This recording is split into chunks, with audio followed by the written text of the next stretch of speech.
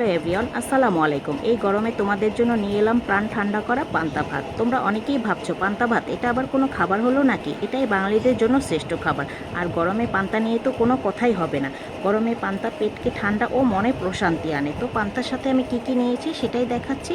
পান্তা ভাতের ভেতর কিছুটা পানি দিয়ে দিয়েছি, আছে আলু মাখা, একটা পেঁয়াজু, গোটা একটা পেঁয়াজ নিয়ে নিলাম, এক ফালি লেবু, শুকনো একটা ভাজা মরিচ, আর আমার পছন্দের ডিম ভাজা।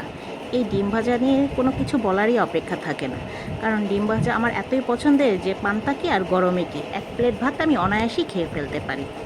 শুধু পান্তা নিয়ে যে আমার মন্তব্য তা না, ডাক্তাররাও এর উপকারিতা সম্পর্কে অনেক তথ্য দিয়েছেন। এক ভিডিওতে তো এত কথা বলা যায় না, অন্য কখনো আবার জানাবো। তো আমার ভিডিওটি যদি ভালো লেগে থাকে অবশ্যই বেশি বেশি সাবস্ক্রাইব করবে, লাইক, কমেন্ট এবং শেয়ার করবে।